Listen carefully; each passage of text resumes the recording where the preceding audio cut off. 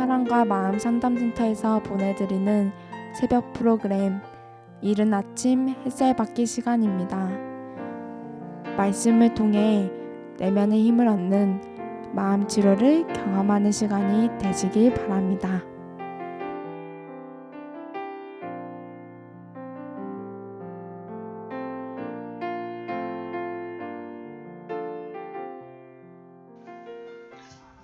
시편 136편을 통해서 보면 시편 기자는 26번에 걸쳐서 감사라는 말을 하고 있습니다. 이것은 자기가 감사함에 대한 얘기죠.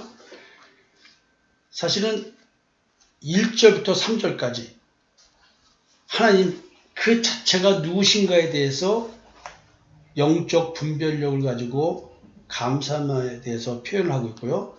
구체적인 감사 내용을 22가지 경우에 대해서 설명하면서 얘기를 하고 있습니다.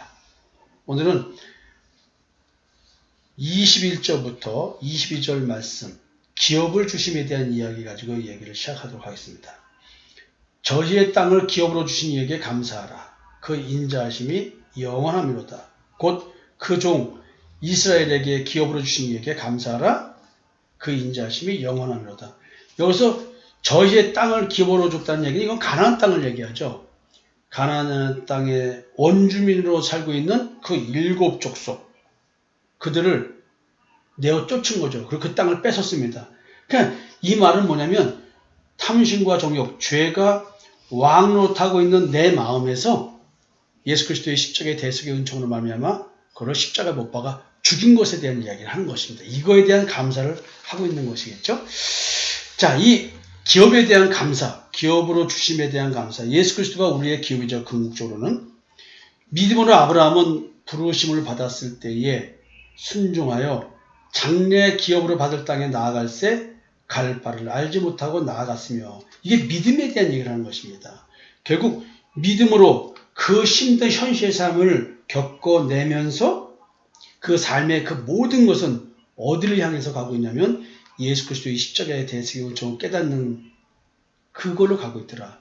그래서 우리는 뭐냐면 대속의 징계를 받는다고 했죠. 우리의 삶이 징계와 고난, 이것이 상존하는 삶을 산다는 이유는 뭐냐면 이런 것입니다. 우리의 삶의 모든 것들은 머리털까지 세신 하나님께서 그 대속의 징계를 통해서 예수 그리스도의 십자가의 대속의 은총을 깨닫는 글로 가는 거예요. 그래서 우리는 뭐냐면 믿음의 연단을 받는 거예요. 믿음의 시련을 겪는 거예요. 그래서 인내와 연단과 소망, 이 삶을 살아가는 것입니다. 가나안 땅을 정복한다는 건 뭐예요? 원주민이 7 족속을 몰아내는 것이고 그 땅을 가나안 땅을 12지파에게 분배하는 것입니다. 근데 레위 지파는, 제사장 지파는 11조를 기업으로 받죠. 물질적으로는 그 땅을 주진 않습니다. 우리가 왕 같은 제사장이잖아요. 왜 그들에게는 땅을 주지 않고 11조를 줬게요? 11조는 누굴 말하는 거예요? 사실 예수 그리스도를 말하는 거예요. 삶의 터전이 사실은 기업으로 준 것인데, 삶의 터전이 기업이 뭐냐? 근본적인 기업은 뭐냐면 예수 그리스도가 우리의 삶의 터전인 거예요. 늘 우리는 성경에서 가나안 땅은 인간의 마음이라는 비유적인 표현을 봅니다. 마음속에서 왕노릇하는 죄를 몰아내고 성령이 거하는 마음, 성령의 열매가 맺게 된 마음, 그 사람은 성령의 열매를 먹고 사는 것을 말하죠. 결국 감사는 뭐냐면 귀한 열매를 먹고 살게 해주심에 감사를 드리는 것입니다. 우리가 마음의 심을 얻어 맺어지는 열매가 성령의 열매인데 천상의 식물로 주식을 삼는 사람이 되었다는 것을 시편 기자는 지금 감사하고 있는 것입니다. 그 다음에 23절과 25절, 여기서는 승리의 삶에 대한 얘기를 합니다. 우리를 비천한 데서 기념하신 이에게 감사하라. 그 인자하심이 영원하미로다. 우리를 우리의 대적에게서 건지신 이에게 감사하라. 그 인자하심이 영원하미로다. 모든 육체에게 식물을 주신 이에게 감사하라. 그 인자하심이 영원하미로다. 결국 이 비천한 데라고 하는 것은 우리 존재 인식에 대한 이야기죠. 태어날 때부터 죄와 사망 권세, 율법의 저주, 이런데 이 암울하고 처절한 상황에서 태어난 우리들, 흙으로 지음받은 존재, 그런데도 불구하고 선악을 알게 한 나무의 열매를 먹어서 뭔가 있는 듯이 살고 있는, 속고 살아가는 이런 존재. 근데 이런 존재가 예수 그리스도의 영광을 깨닫게 된 거예요. 어두운데 빛이 빛이라 말씀하셨던 그 하나님께서 예수 그리스도의 얼굴에 있는 하나님의 영광하는 빛을 우리 마음에 비추었느니라. 그 얘기를 하고 있는 거예요. 그리고 대적이 누굽니까? 마귀 사탄이잖아요.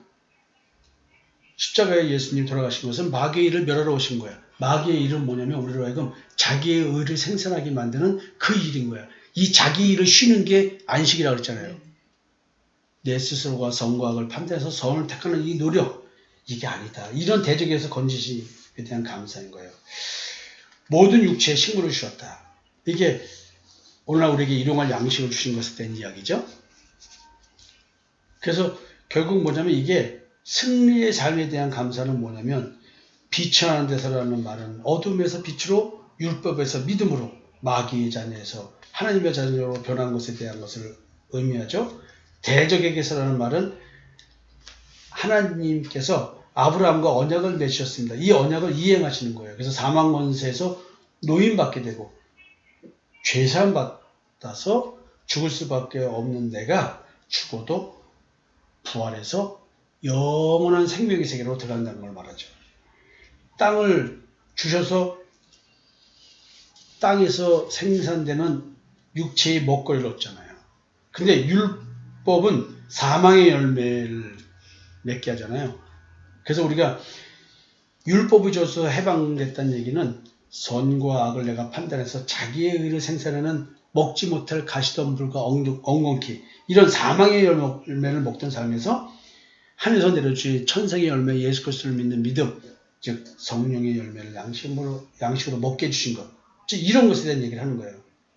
이는 궁극적으로 영적 정체성을 변화시켜 주신 것에 대한 감사를 하고 있는 것입니다.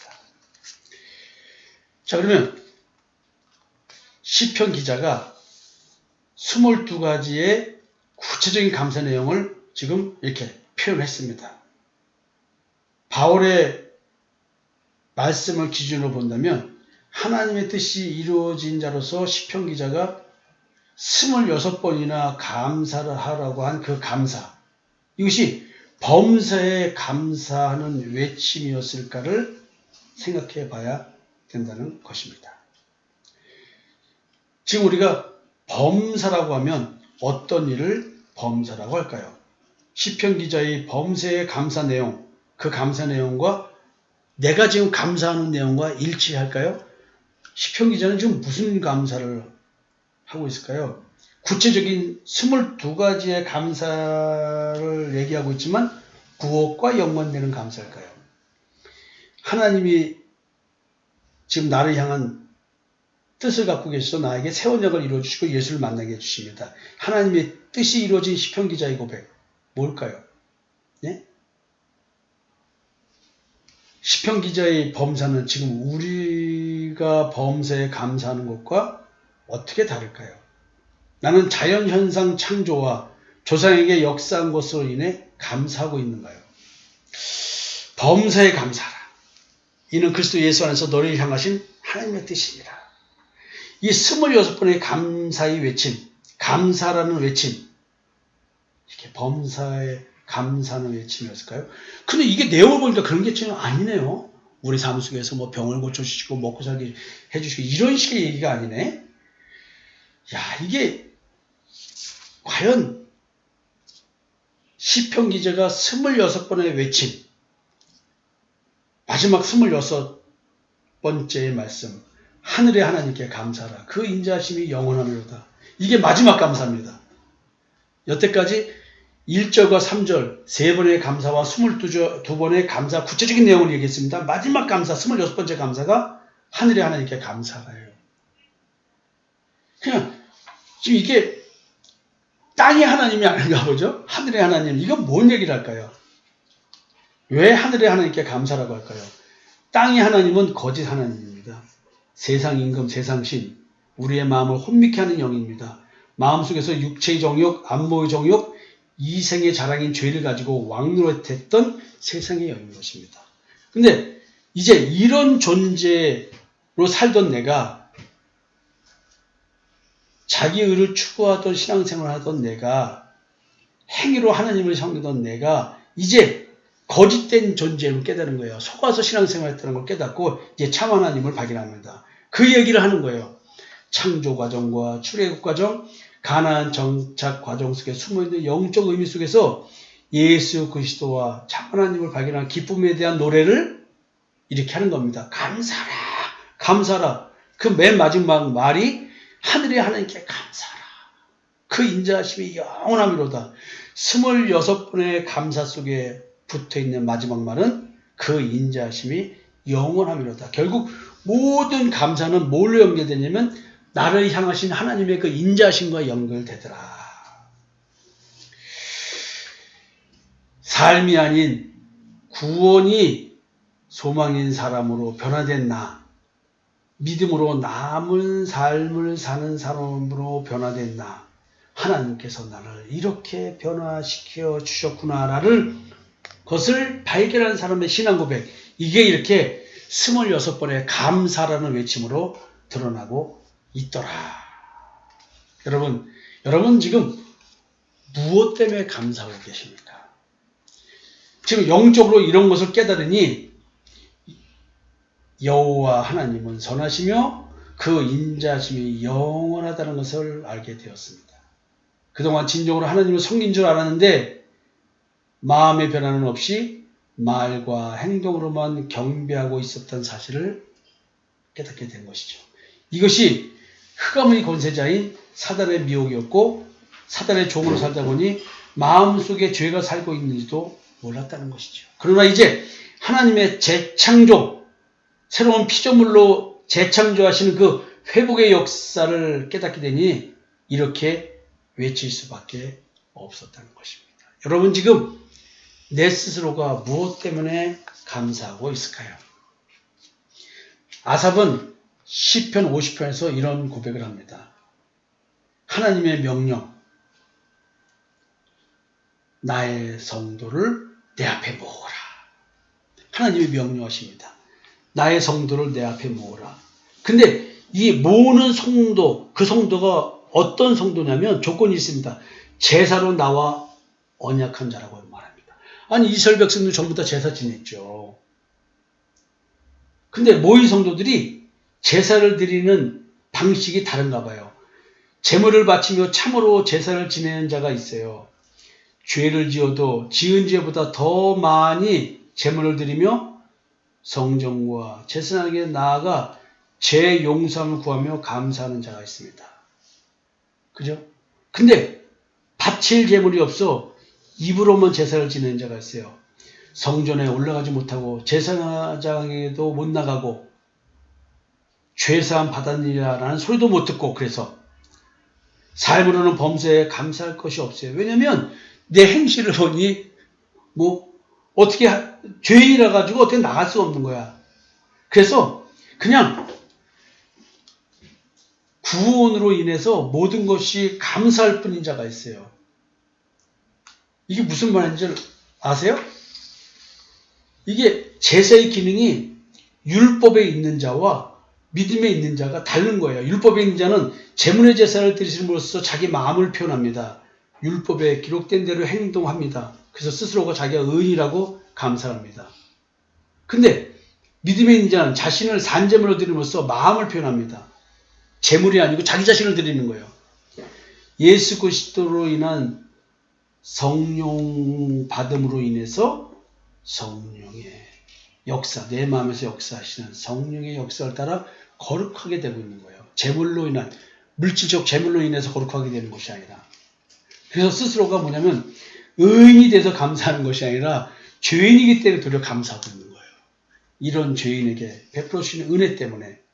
그러니까 지금 제사의 기능은 하나님을 영원하게 해드리는 건데 지금 제사를 드리는 방식이 율법이냐 믿음에 따라서 달라집니다. 하나님이 원하시는 영원한 제사는 무엇일까요? 죄인이 예수 그리스도로 말미암아 십자가의 대속의 은총을 믿는 믿음으로 구원받게 된 것에 대한 감사를 드리는 이것이 영적 예배를 드리는 거예요. 이것이 하나님께 드리는 영원한 제사인 거야. 예수를 그리스도로 보내서 예수를 믿는 믿음으로 구원받게 하심에 대한 감사. 이야, 지금 결국 이 얘기를 하고 있는 거예요. 우리의 감사는 그 어떤 것도 아니야. 이걸로 인한 감사에 대한 거야. 진정한 하나님의 성도, 하나님이 원하는 성도, 이것은 감사로 제사를 드리는 자가 나를 영화롭게 하나니. 시편 50편 23절의 이야기입니다. 감사로 제사를 드리는 자가 나를 영화롭게 하나니. 근데 이 감사 내용이 뭡니까? 인자하심이 영원하신 걸로 인해서. 그러니까 지금 26번의 외침, 감사라 이것은 이 감사가 세상 것에 대한 것이 아니라 나를 영적으로 변화시켜 주신 것. 새로운 피조물 되게 해주신 것. 여기서 나오는 감사한 것입니다. 그래서 26번의 감사를 좀 분석해 보면 4번은 1절과 3절까지 이야기, 그리고 마지막 26절 이야기. 그 4번의 감사는 하나님이 어떠하신 분이라는 것으로 인해서 감사합니다. 그리고 22번의 구체적인 감사는 생활에 대한 감사가 아니라 영적인 구원이 어떻게 이루어진 것에 대한 깨달음에 대한 이야기를 가지고 이야기합니다. 여러분, 결국 생활에 대한 감사가 아니라 영적인 구원에 대한 감사였습니다. 과거와 현재 그리고 미래에 대한 감사를 이야기하고 있는데요. 용서함을 바탕으로 살아가는 삶. 현재는 과거의 용서함 바탕 위에 있고 미래는 현재의 용서함에서 믿음의 바탕에 있기에 오지 않는 미래의 구원에 대한 확신을 갖고 살아갑니다. 그래서 이 용서를 바탕으로 살아가는 그 삶이 있기에 오늘도 죄의 용서함에 감사 표현으로 하루를 살아갑니다. 그것이 바로 뭐냐면 믿음으로 산다는 의미입니다. 오늘도 우리는 일용할 양식을 위해서 기도하게 되죠. 이게 믿음의 기도입니다. 세상 삶의 염려를 굳은 믿음으로 이기며 구원에 소망하고 살아가는 오늘 현실, 이게 감사로 제사를 지내는 자의 삶인 것입니다. 하나님과 아브라함이 맺은 언약이 무엇입니까? 예수 그리스도의 죄 용서함으로 인한 감사를 하나님께 올리는 자가 하나님의 진정한 성도로서 언약을 이룬 자가 된다는 언약입니다. 씨의 축복은 예수 그리스도가 내 마음에 오신다는 뜻입니다.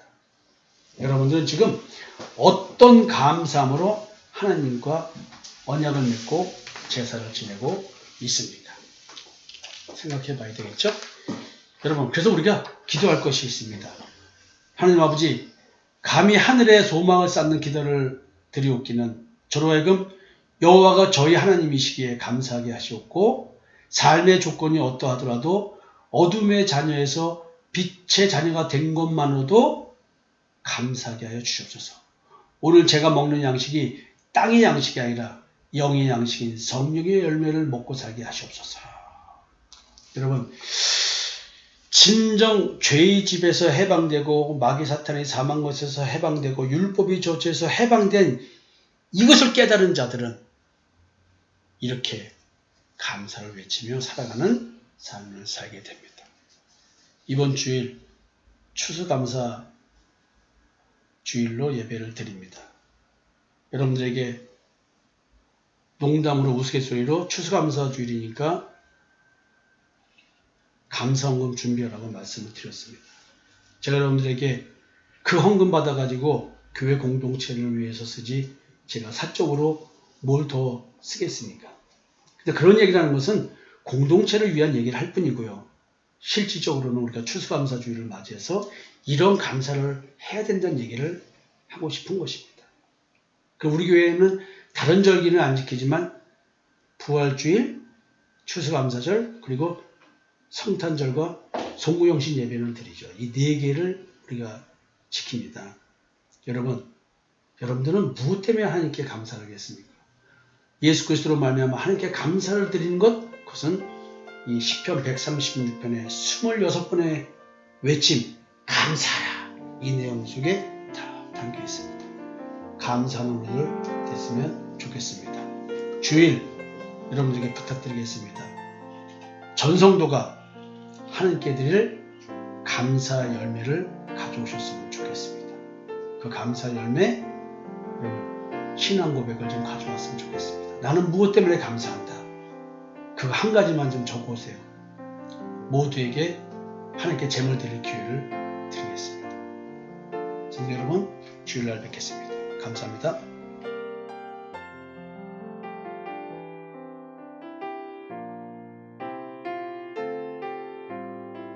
지금까지 사랑과 마음 상담센터에서 보내드리는 새벽 프로그램 이른 아침 햇살 받기 시간이었습니다.